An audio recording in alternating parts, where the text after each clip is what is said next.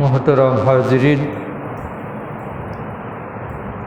আজ পবিত্র জিলহজ মাসের তৃতীয় জুমা। আমরা আল্লাহ সুবহানাহু ওয়া তাআলার দরবারে অসংখ্য শুকরিয়া আদায় করি। আল্লাহ রাব্বুল আলামিন পবিত্র ঈদ উল আযহা পালনের পরে আজকের এই গুরুত্বপূর্ণ ইবাদত পবিত্র জুমার নামাজ আদায়ের উদ্দেশ্যে আল্লাহ তাআলা আমাদেরকে মসজিদেই হাজির করেছেন, আমাদেরকে সুস্থতার নিয়ামত দিয়ে তার ডাকে সাড়া দেওয়ার তৌফিক দিয়েছেন। সবার আগেই মসজিদে আসার মতো মানসিকতা এবং পরিবেশ আমাদেরকে দিয়েছেন। আমরা সবাই পড়ি আলহামদুলিল্লাহ। পবিত্র জিলহজ মাস শেষ হচ্ছে, মুহররম মাস শুরু হতে যাচ্ছে। আমরা হিজরি নতুন বর্ষে পদার্পণ করব ইনশাআল্লাহ। এভাবেই আমাদের একদিন, 2 দিন, 1 বছর, 2 বছর করেই আমাদের হায়াতের বাজেট শেষ হয়ে যাচ্ছে। আসলে আমরা পৃথিবীর কোনো জায়গার মধ্যে অবস্থান করছি না, আমরা অবস্থান করছি একটা সময়ের মধ্যে। এই সময়টাই আমাদের সম্পদ, সময়টাই আমাদের জন্য কোনো কিছু করা বা না করার একটি মাধ্যম। যে জায়গা, যে জমি, যে দোকান, যে ব্যবসা, যে চাকরি, যে সম্পদগুলোর পিছনে আমরা ছুটছি, সবগুলোই আমাদেরকে ছেড়ে চলে যাবে আর আমরা তাদেরকে ছেড়ে চলে যাব। আমার বাড়ি আমি থাকবো না, আমার জমি আমার থাকবে না, কিন্তু যেটা আমার, যার মধ্যে আমি অবস্থান করছি সেটা হলো সময়। সময়টাই আমার সম্পদ। এই জন্য যারা সময়কে কাজে লাগাতে পারে তারাই সফল, আর যারা সময়ের অপচয় করে, সময়কে যথার্থ ব্যবহার করতে জানে না, তারাই ব্যর্থতার খাতায় নাম লেখাতে হয়। এজন্য আল্লাহ তাআলা বারবার সময়কে সতর্ক করেছেন। আল্লাহ তাআলা সময়ের কসম দিয়ে বলছেন, ওয়াল আসর ইন্নাল ইনসানা লাফি খুসর। যে আল্লাহ বলছেন যে সময়ের কসম, মানুষ নিশ্চয়ই ক্ষতির মধ্যে, যারা সময়কে অপচয় করে। সময়ের দাম যারা দিতে পারে না, ব্যবহার যারা করতে পারে না, তারাই আসলে ক্ষতির মধ্যে পড়ে যায়। এবং আমরা যাতে সময় সচেতন থাকি, এজন্য আল্লাহ তাআলা সময়ের কসম করেছেন, আসরের কসম করেছেন, ফজরের কসম করেছেন, ওয়াল ফজর, জোহরের কসম করেছেন, ওয়াদ-দুহা, রাতের কসম করেছেন, ওয়াল লাইল। এভাবে আল্লাহ তাআলা বারবার আমাদেরকে স্মরণ করিয়ে দিচ্ছেন যে তোমরা সময়ের মধ্যেই অবস্থান করছো। সময় তোমাদের সম্পদ, এটাকে তোমরা কাজে লাগানোর চেষ্টা করো। এই জন্য একজন বুদ্ধিমান মুমিন কখনো তার সময়টাকে অপচয় করার চেষ্টা করবে না, অবহেলায় কাটানোর চেষ্টা করবে না। প্রতিটি মুহূর্তকে সে আল্লাহর রেজাবন্দির মধ্যে, আল্লাহর সন্তুষ্টির মধ্যে এবং আল্লাহ যাতে খুশি হন সেভাবে সময়গুলো কাটানোর চেষ্টা করবে। আল্লাহ তাআলা আমাদেরকে সেই তৌফিক দান করুন। এক একটা বছর আমাদের মাঝে শেষ হয়ে যাচ্ছে, তার মানে আল্লাহ তাআলা আমাদেরকে বারবার এলাম দিচ্ছেন যে তোমার আমার কাছে আসার সময় হয়ে যাচ্ছে। সুতরাং তোমার প্রস্তুতি কি? তুমি আমার কাছে কি নিয়ে আসবে? প্রতিদিন সকাল আমাকে ডাক দিয়ে বলে, প্রতিটি রাত আমাকে ডাক দিয়ে বলে যে তুমি আগামী দিনের জন্য কি জমা করেছ। যে দিনটার সাক্ষাৎ কেউ ভুলতে পারবে না, যেখান থেকে কেউ অ্যাবসেন্ট থাকতে পারবে না, তার জন্য আমার প্রিপারেশন কি? সেই প্রিপারেশনটাই আসলে আমাদের পরিকল্পনা নিতে হবে এবং আল্লাহ তাআলা যাতে আমাদেরকে কবুল করেন সেই দোয়াই আমরা সব সময় করব। সেই পরিকল্পনা নিয়েই আমরা অ্যাডভান্স হওয়ার চেষ্টা করব ইনশাআল্লাহ। আমি সূরা ইউসুফের আলোচনা শুরু করেছিলাম প্রায় 5-6 মাস আগে। ইতিমধ্যে 25টা জুমা আমরা আলোচনা করেছি। আজকে আমি এটা শেষ করার আশা করছি। আগামী জুমাতে পুরো সূরা যে শিক্ষণীয় বিষয়গুলো আমরা কি পেলাম সেটার একটা সারসংক্ষেপ বলার চেষ্টা করব ইনশাআল্লাহ। আজকে 102 নম্বর আয়াত থেকে বাকি অংশটা আমরা বোঝার চেষ্টা করব আল্লাহ তাআলা এখানে আমাদের জন্য কি হেদায়েত রেখেছেন। আল্লাহ পাক বলছেন, যালিকা মিন আম্বাইল গায়বি যালিকা মিন আম্বাইল গায়বি নূহি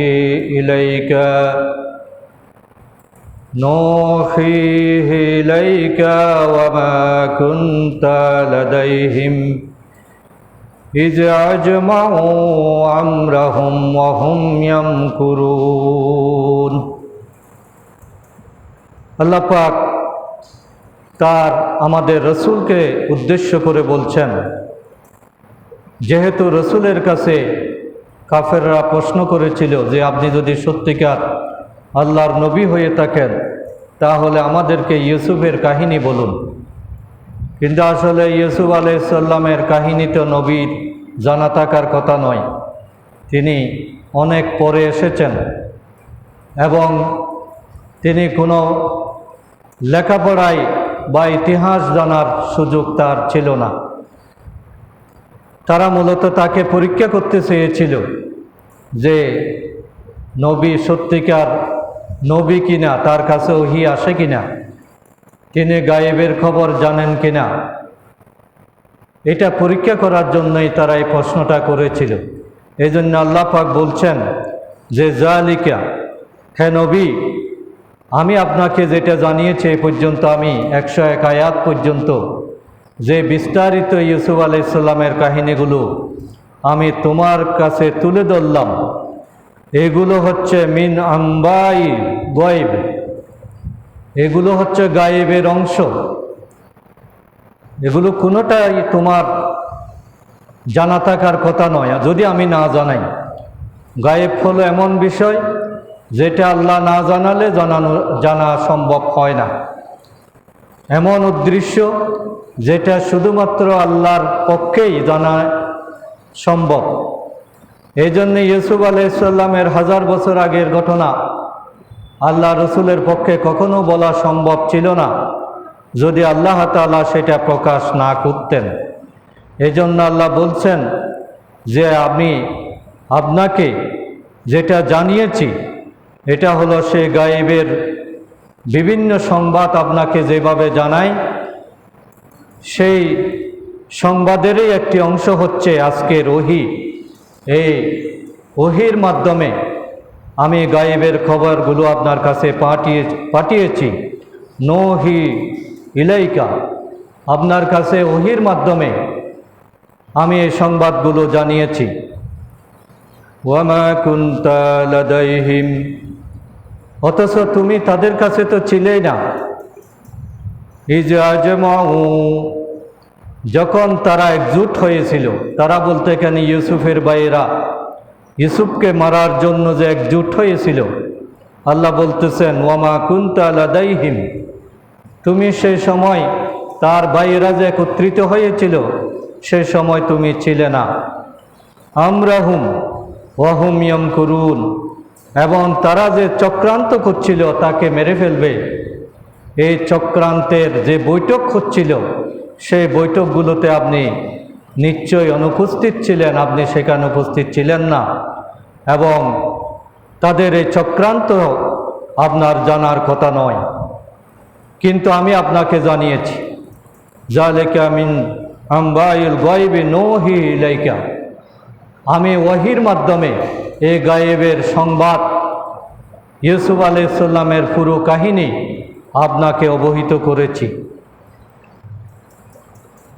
এটা অবহিত হওয়ার পরে আপনি যখন বলে ফেলছেন, পুরো কাহিনীটা যখন আপনি বিশুদ্ধভাবে তাদের সামনে তুলে ধরলেন, তখন যারা আপনাকে প্রশ্ন করেছিল, স্বাভাবিক দাবি ছিল যে তারা তাদের যেহেতু প্রশ্নের জবাব পেয়ে গেছে, এই জন্য আল্লাহ রসুল যা বলেন সেগুলো মেনে নেওয়াটাই স্বাভাবিক ছিল, যে তারা আপনাকে আল্লাহ রসুল হিসেবে মেনে নিবে, যেহেতু আপনি এমন একটি কাহিনী বলেছেন যেটা তাদের জানা ছিল না। সুতরাং আপনি যে ওহীর মাধ্যমে পরিচালিত হন, আপনি যে আল্লাহ রসুল, এই ব্যাপারে তাদের কোনো সন্দেহ থাকার কথা নয়। কিন্তু প্রকৃত ব্যাপার হচ্ছে ওয়ামা আকসারুন নাস, অধিকাংশ মানুষ, ওয়ামা আকসারুন নাসি ওয়ালাউ খারাসতা বিমুমিনিন, অধিকাংশ মানুষ যদিও তুমি চাও যে তারা বিমুমিনিন, তারা ঈমান আনয়ন করবে, কিন্তু অধিকাংশ মানুষ আসলে ঈমান আনয়ন করে না। মুজেজা দেখে মানুষ ঈমান এনেছে এরকম ঘটনা খুবই কম। অলৌকিক ঘটনার কারণে ঈমান আনার সংখ্যা মানব জাতির মধ্যে তেমন দেখা যায় না। ঈমান আনয়নের বিষয়টা আসলে ভিন্ন বিষয়। মানুষ বুঝে শুনে ঈমান আনতে হয়। হঠাৎ করে কোনো আশ্চর্য জিনিস দেখতে পেল, এই জন্য আপনি মনে করছিলেন যে এই ঘটনা বলার সাথে সাথেই মক্কার লোকেরা আপনার উপর ঈমান আনবে, আপনার বিরোধিতা করা ছেড়ে দিবে, কিন্তু আসলে সেটা হওয়ার কথা নয়। আপনি যেটা চেয়েছিলেন সেটা হবে না। ওয়ামা আকসারুন নাসি ওয়ালাউ খারাসতা বিমুমিনিন, আপনি চাচ্ছিলেন যে তারা ঈমান আনুক, কিন্তু অধিকাংশ মানুষ আসলে সেই পথে অগ্রসর হবে না। ওয়ামা তাসআলুহুম আলাইহি, তুমি তাদের কাছে চাচ্ছ না মিন আজর, আপনি কোনো বিনিময় চাচ্ছেন না। আপনি যে তাদেরকে ঈমান আনতে বলছেন, তাদের পেছনে একটা কষ্ট করছেন, এই কষ্টের পিছনে আপনার দুনিয়াবি কোনো পাওনা তো নয়, আপনি কোনো আজর চাচ্ছেন না, আপনি কোনো বিনিময় কামনা করছেন না। ওয়ামা তাসআলুহুম আলাইহি মিন আজর, আপনি যে এত পরিশ্রম করছেন, তাদের জন্য আপনি হয়রান হয়ে যাচ্ছেন, তাদের পেছনে রাত দিন সময় দিচ্ছেন, সর্বস্ব ত্যাগ করছেন, এটা আপনি নিঃস্বার্থভাবে করছেন, এর কোনো বিনিময় আপনি কামনা করছেন না। ইন হুয়া ইল্লা যিকরুন লিল আলামিন, কিন্তু এটা তো সারা বিশ্ব জগতের জন্য উপদেশ, এছাড়া তো আর কিছুই নয়। আপনি যে কথা বলছেন, আপনি যে দাওয়াতটা দিচ্ছেন, এটা সবার জন্যই, পুরো সৃষ্টি জগতের জন্য এটা হলো উপদেশ, জিকির। কিন্তু আসলে অধিকাংশ মানুষ আপনার এই নিঃস্বার্থ সেবা, আপনার এই নিঃস্বার্থ দাওয়াত, এটারও কোনো মূল্যায়ন করছে না। আল্লাহ তাআলা আল্লাহ রসুলকে সান্ত্বনা দিচ্ছেন যে ইউসুফ আলাইহিস সালামের কাহিনী উল্লেখ করার মানে হলো, ইউসুফ আলাইহিস সালাম এরকম একজন নিঃস্বার্থ ব্যক্তি ছিলেন, নির্দোষ ব্যক্তি ছিলেন, তিনি কারো কোনো অন্যায় করেন নাই, কিন্তু এরকম একজন পুত পবিত্র, একজন সুন্দর মানুষকে পর্যন্ত তার লোকেরা কষ্ট দিয়েছে, তার ভাইয়েরা কষ্ট দিয়েছে, তার জাতি কষ্ট দিয়েছে। সুতরাং আপনার ক্ষেত্রেও এটাই হলো আল্লাহ তাআলার নিয়ম, যে আল্লাহ তাআলার সত্যকে যার মাধ্যমে প্রতিষ্ঠিত করবেন, তাকে তিনি জ্বালাই করবেন, তাকে কষ্ট দিবেন। আপনি হয়তো তাদের জন্য আপনি সব কিছু উৎসর্গ করছেন, কিন্তু প্রকৃত ঘটনা হচ্ছে অধিকাংশ মানুষ হেদায়েতের পথে আসে না, যেভাবে মক্কার লোকেরা আপনাকে এখনও গ্রহণ করছে না। এবং এটার কারণ হলো ওয়াকাইন মিন আয়াতিন, এটা হলো যে কত ধরনের নিদর্শন, ওয়াকাইন মিন আয়াতিন ফিস সামাওয়াতি ওয়াল আরদ, আমি আসমান এবং জমিনে কত নিদর্শন আমি দিয়েছি, কতই নিদর্শন আসমানে রয়েছে, জমিনে রয়েছে। একজন মানুষ যদি আসমানের দিকে তাকায়, একজন মানুষ যদি জমিনের দিকে দৃষ্টি দেয়, এগুলো নিয়ে চিন্তা করে, তাহলে অসংখ্য আয়াত, অসংখ্য নিদর্শন সেখানে রয়েছে।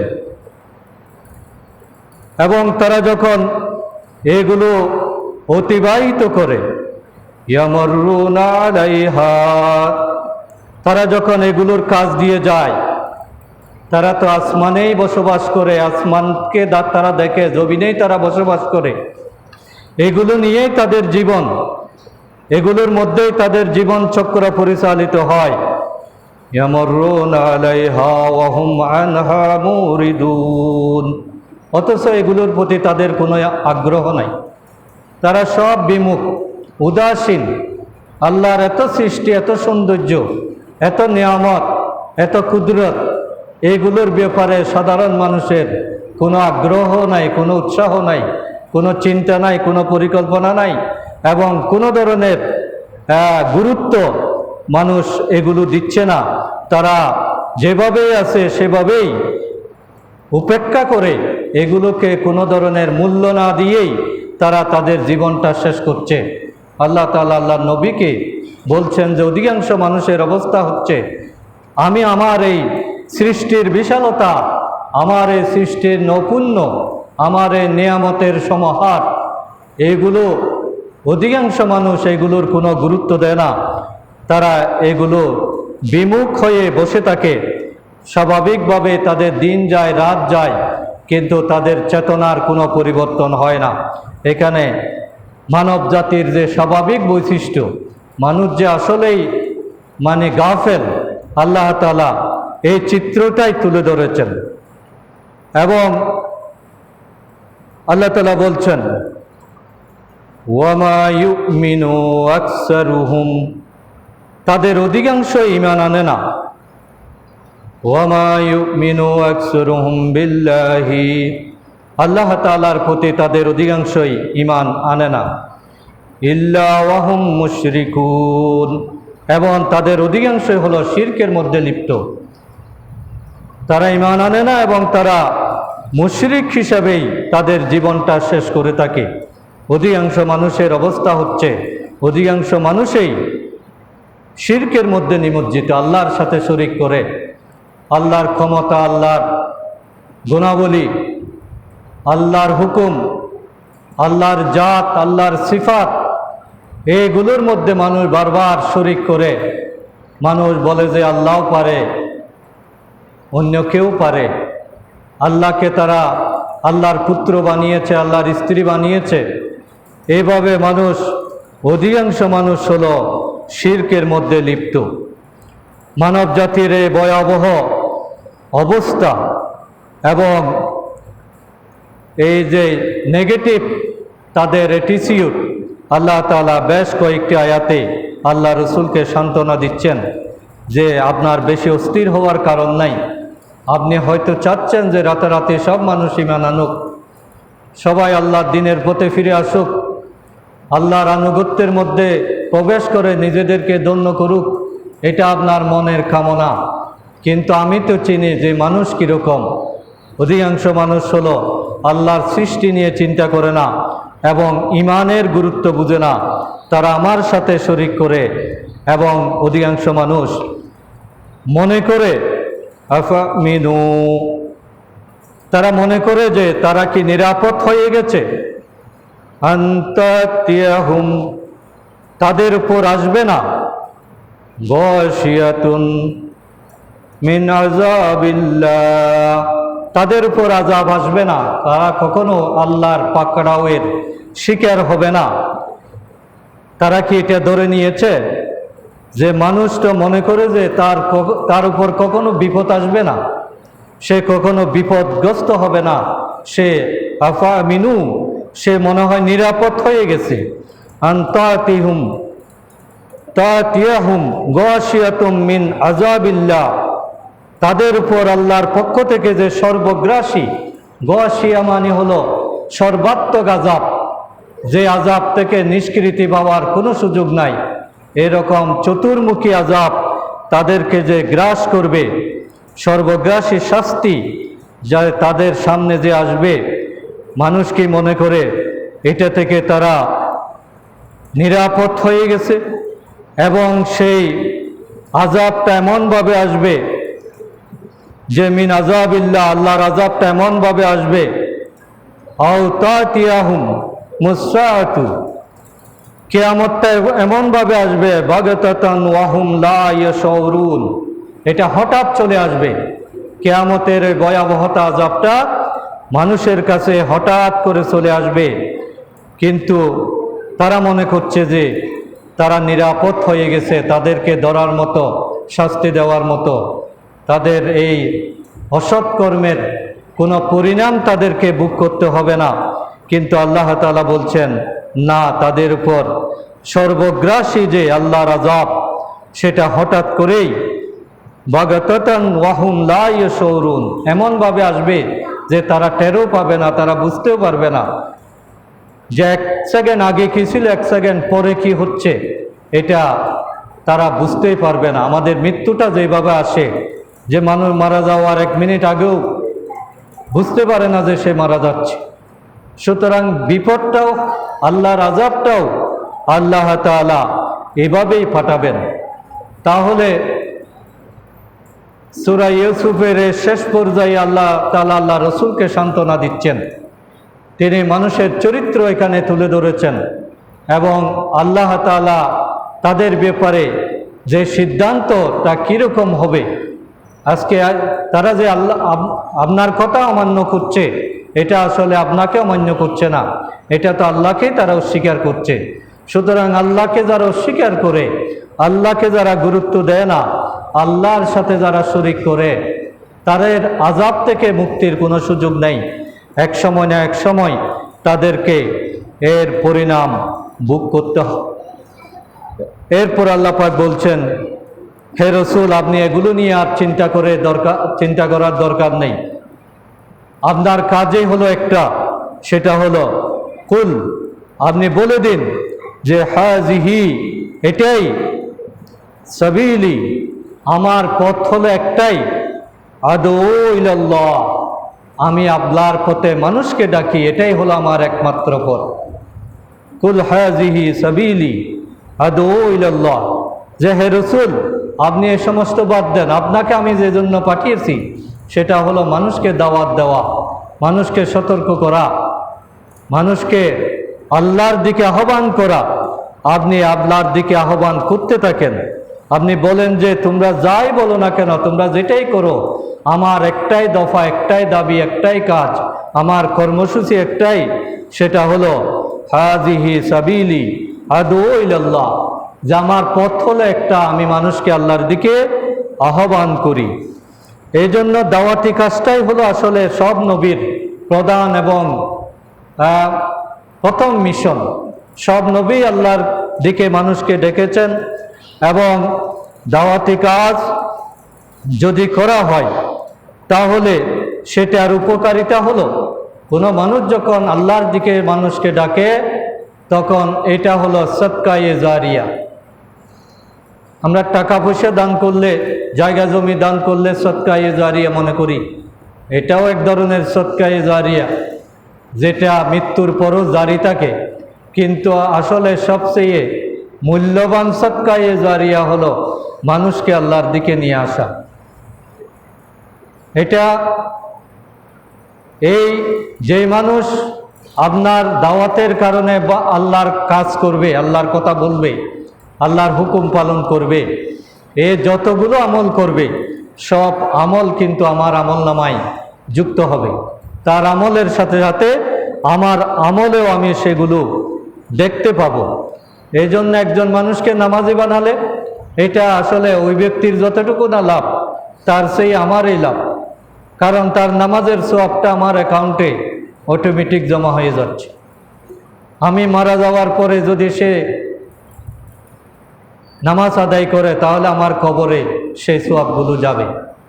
এজন্য দাওয়াতি কাজটা হলো সবচেয়ে বড় ধরনের একটি সদকায়ে জারিয়া।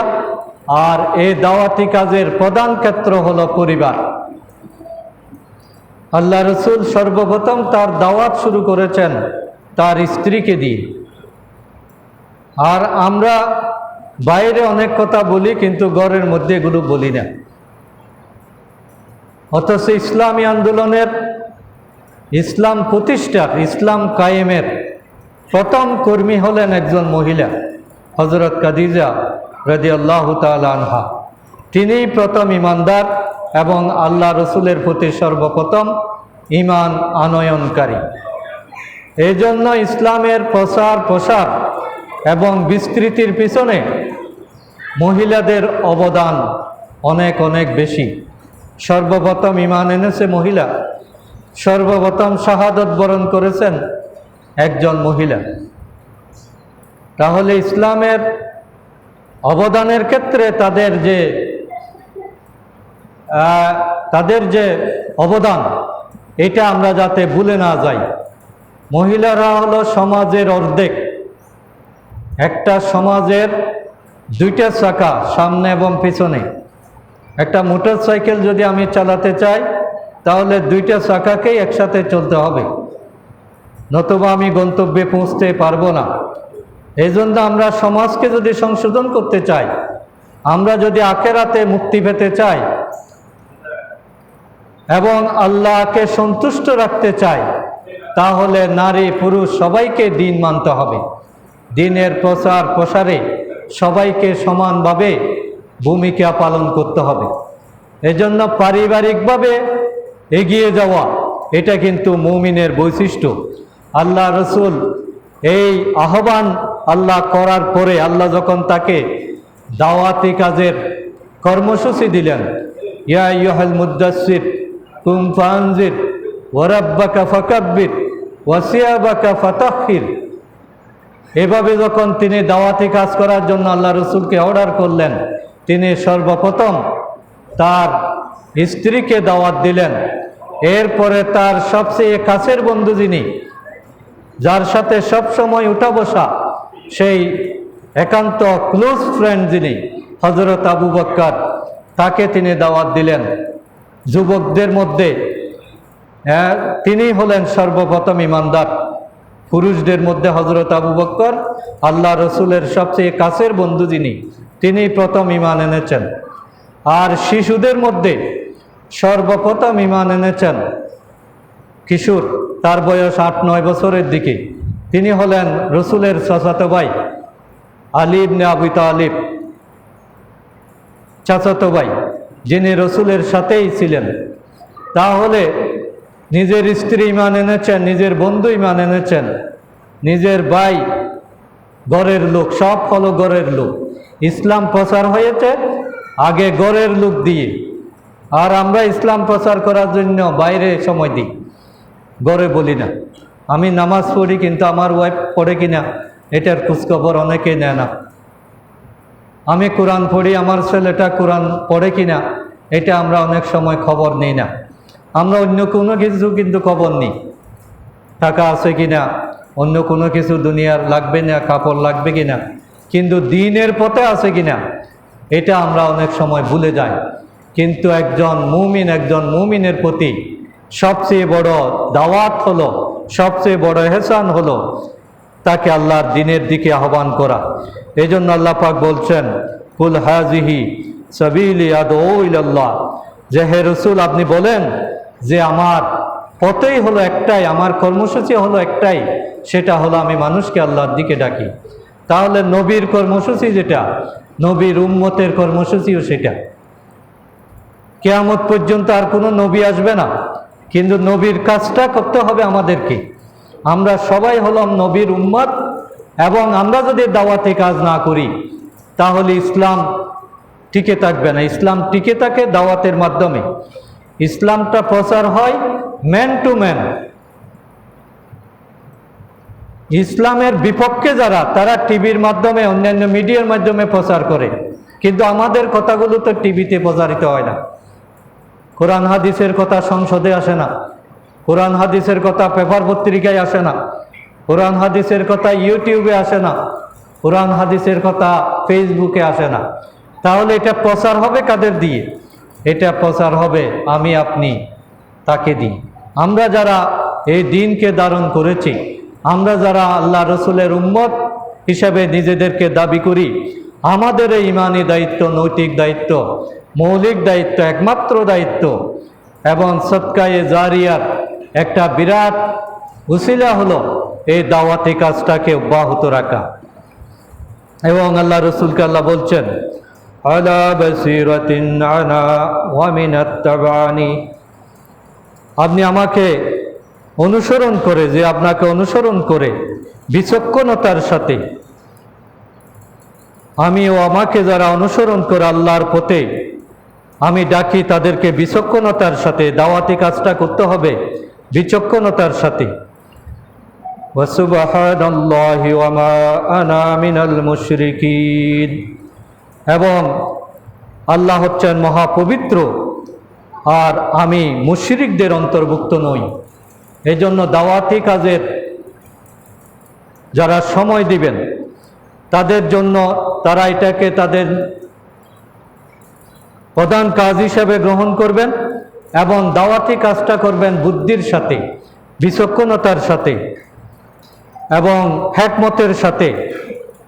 যাকে যেভাবে, যে আঙ্গিকে কথা বলা দরকার, যে ভাষায় কথা বলা দরকার, যতটুকু বলা দরকার, পরিবেশ বুঝে দাওয়াত দিতে হবে। দাওয়াতটা যদি অপাত্রে দান করা হয় তাহলে এটা হিতে বিপরীত হতে পারে। এই জন্য দাওয়াতি কাজ এটা একটা বিরাট সাবজেক্ট মুসলমানদের। এর উপর অনেক ভালো ভালো বই আছে, দাওয়াতে দিনের উপর অনেক গুরুত্বপূর্ণ বই, হাদিস এবং বিভিন্ন কিতাব আছে। এগুলো আমরা পড়ার চেষ্টা করব এবং নিজেকে দাওয়াতি মিশনের সাথে সব সময় সম্পৃক্ত রাখার চেষ্টা করব।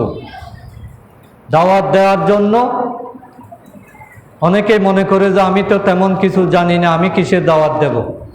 এটা আসলে ভুল ধারণা। কোনো মানুষ কিন্তু পূর্ণাঙ্গ নয়। আপনি যা জানেন সেটা বলাটাই দাওয়াত। আপনি নামাজের কথা জানেন, আপনি নামাজটা দাওয়াত দিবেন।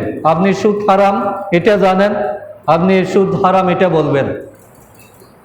আমাদের কিছু মৌলিক জ্ঞান তো সবার আছে, এই মৌলিক কনসেপ্টের দিকে মানুষকে আহ্বান করা, এটাই হলো আসলে দাওয়াতি কাজ করা। আবার অনেকে মনে করে যে আমার ভিতর দুর্বলতা আছে, আমি কিভাবে দাওয়াতি কাজ করব। না, দুর্বলতা কাটানোর উপায় হলো দাওয়াতি কাজ।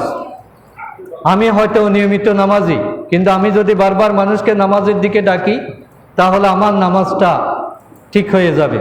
কারণ বারবার বলার কারণে মানুষের দৃষ্টিটা আমার দিকে পড়বে যে তুমি তো নামাজের কথা বলো, কই তোমাকে তো ফজরের নামাজে দেখি নাই। তখন আমিও নামাজ পড়তে বাধ্য হব এবং আমি ভালো হতে বাধ্য হব। নিজের চরিত্র গঠনের সবচেয়ে বড় হাতিয়ার হলো দাওয়াতি কাজ। আমি যদি সুদের বিরুদ্ধে কথা বলি তাহলে সুদ থেকে আমার পক্ষে বেঁচে থাকা সম্ভব হবে। আমি যদি পর্দা লঙ্ঘনের বিপক্ষে কথা বলি তাহলে আমার পক্ষে পর্দা পালন করাটা সহজ হবে। আমি যদি হালাল ইনকামের পক্ষে কথা বলি তাহলে হালাল ইনকাম করা আমার জন্য সহজ হয়ে যাবে। এজন্য দাওয়াতি কাজটা হলো নিজের চরিত্র গঠনের একটি সুবর্ণ সুযোগ। কাউকে যদি ভালোর দিকে আহ্বান করা না হয় তাহলে নিজের চরিত্রের মধ্যে এটা কখনো আসবে না। আমি কখন 100% ভালো হব, এরপরে মানুষকে বলবো, এই সুযোগ কখনো আসবে না। কারণ আমাদের দুর্বলতা নিয়েই আমাদের জীবন। তাহলে দুর্বলতাগুলো থাকবে, পাশাপাশি আমরা কিছু কিছু ভালো কাজ করার চেষ্টা করব এবং সেই ভালো কাজের দিকে আমরা মানুষকে আহ্বান করব। এবং এই আহ্বানটা শুরু হবে আমার ফ্যামিলি দিয়ে। আমার ফ্যামিলির কোনো মেম্বার যাতে আল্লাহ তাআলার হুকুম পালনের বাইরে না থাকে, অন্ততপক্ষে বেশি কিছু করতে না পারলেও ফরজ ওয়াজিব এগুলো যাতে আমার ফ্যামিলির মেম্বাররা পালন করে এবং হারাম থেকে যাতে তারা দূরে থাকে, কবিরা গুনাহ থেকে যারা যারা দূরে থাকে, অন্যায় অশ্লীলতা থেকে তারা যাতে দূরে থাকে, এতটুকু দাওয়াত দেওয়া আমার উপর ফরজ। আমার আমল আমাকে মুক্তি দিবে না যদি আমি মানুষকে আহ্বান না করি। আমার ছেলে মেয়ে যদি জাহান্নামের দিকে যায় আমার পথ কখনো জান্নাতে আমি পৌঁছতে পারবো না, মাঝপথে তারা আমাদেরকে আটকিয়ে দেবে।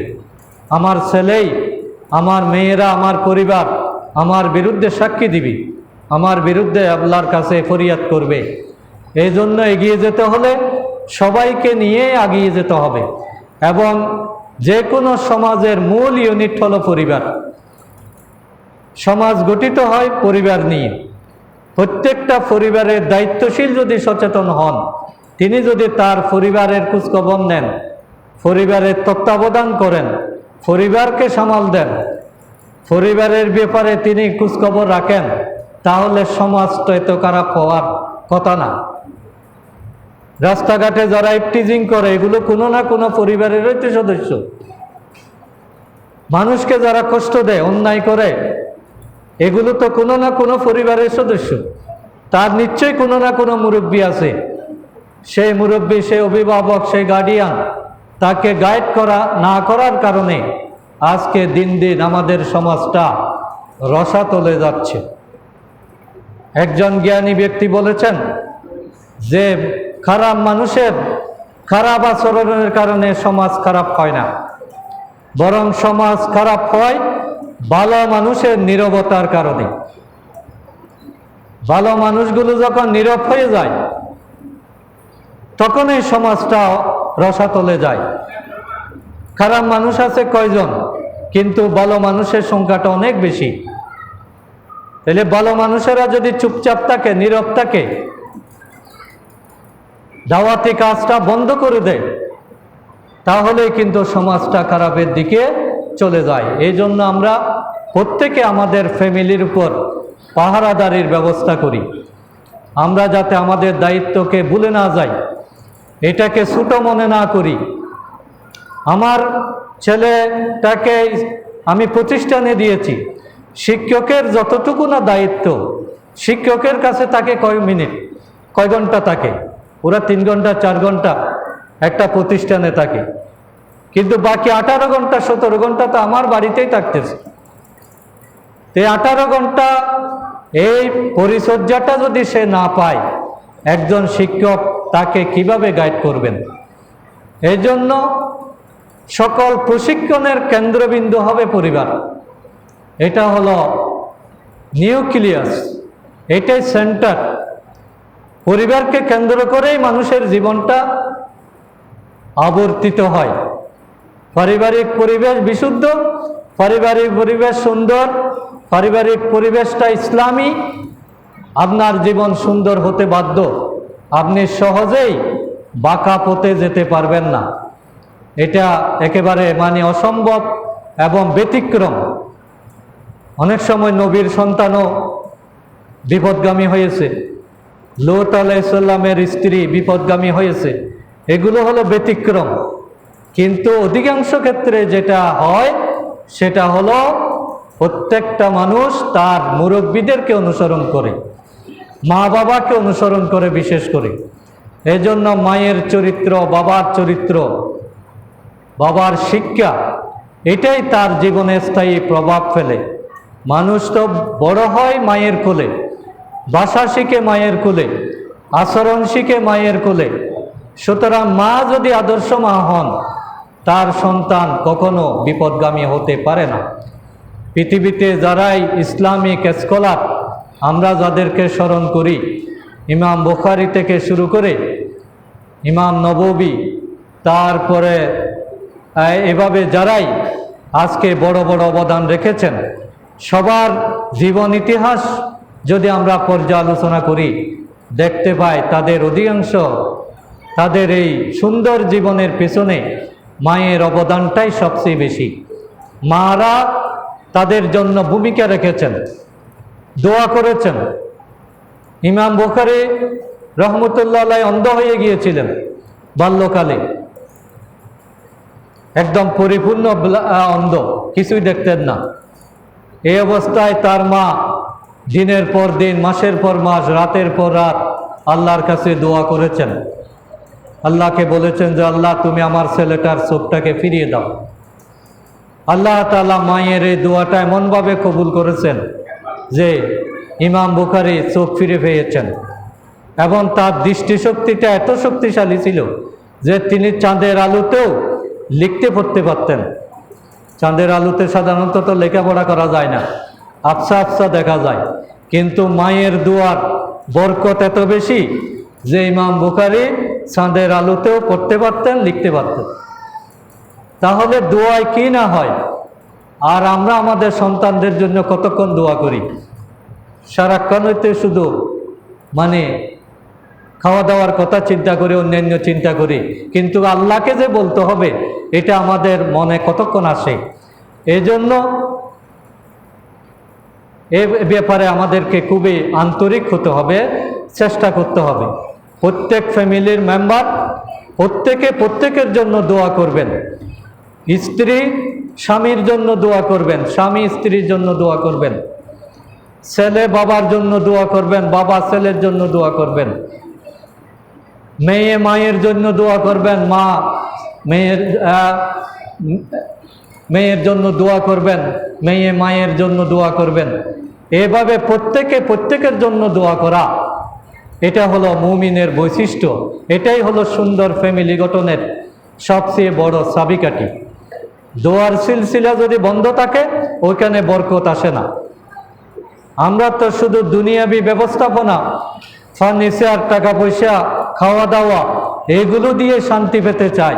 আমরা মনে করি যে সুখ এগুলোতে, না, এগুলোতে মোটেই সুখের এগুলো উপাদান নয়। আপনি না খেয়েও শান্তিতে থাকা যাবে যদি আল্লাহর রহমত থাকে। আর হাজার ফার্নিচারও আপনার ঘরকে বরকতময় করবে না যদি আল্লাহর রহমত না থাকে। এই জন্য আজকে সবচেয়ে বেশি আত্মহত্যার পরিমাণ কাদের ফ্যামিলিতে বেশি? যেগুলোতে প্রাচুর্যের পরিমাণ বেশি। তাহলে প্রাচুর্য মানুষকে শান্তি দিতে পারে না। দুনিয়াবি শান শৌকত, ডেকোরেশন এগুলো মানুষকে শান্তি দিতে পারে না, তৃপ্তি দিতে পারে না।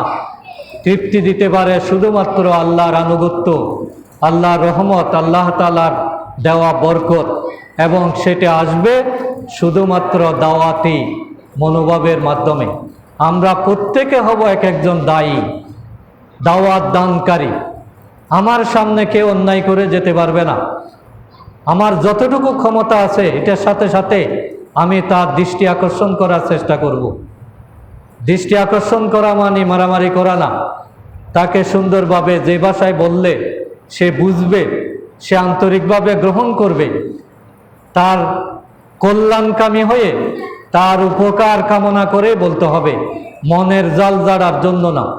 আমরা অনেক সময় নসিহা করি নিজের কৃতিত্ব প্রকাশ করার জন্য, কিন্তু একজন দায়ীর বৈশিষ্ট্য হলো তিনি উদু ইলা সাবিলি রাব্বিকা বিল হিকমতি ওয়াল মৌইজাতিল হাসানা, তিনি উত্তমতার সাথে উত্তম উপদেশ দিয়ে হিকমত অবলম্বন করে তিনি মানুষকে আহ্বান করবেন।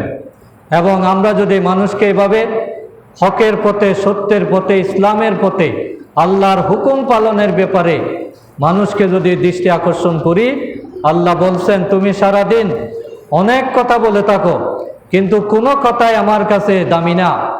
আমার কাছে দামি হলো যে কথার মধ্যে আমার হুকুম পালনের কথা আছে, যে কথার মধ্যে আমার আনুগত্যের কথা আছে, যে কথার মধ্যে মানুষের কল্যাণ আছে, যে কথার মধ্যে আল্লাহ তাআলার হুকুম পালনের আনুগত্যের নিদর্শন আছে।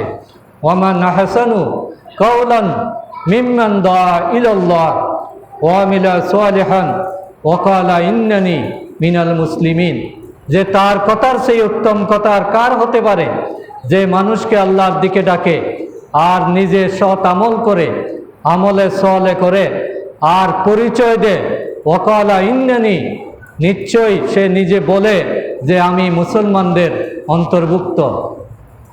ওয়া ক্বালা ইন্নানি মিনাল মুসলিমিন, আমি একজন মুসলমান, আমার পরিচয় আমি মুসলমানের সন্তান, আমার পরিচয় আমি মুসলমান হিসাবেই জন্মগ্রহণ করেছি, আমি মুসলমান হিসাবেই আমার গৌরব।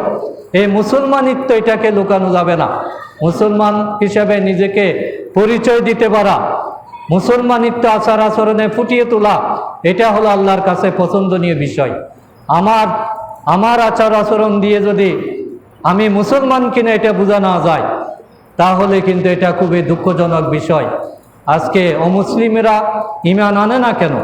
ঈমান না আনার বড় কারণ যারা মুসলিম হয়েছেন তারা বলছেন যে আমি যদি মুসলমান থেকে ইসলাম গ্রহণ করতাম আমার পক্ষে সম্ভব ছিল না, আমি কোরআন হাদিস পড়ে মুসলমান হয়েছি। আমাদের চরিত্র আসলে মানুষের জন্য উদাহরণ না।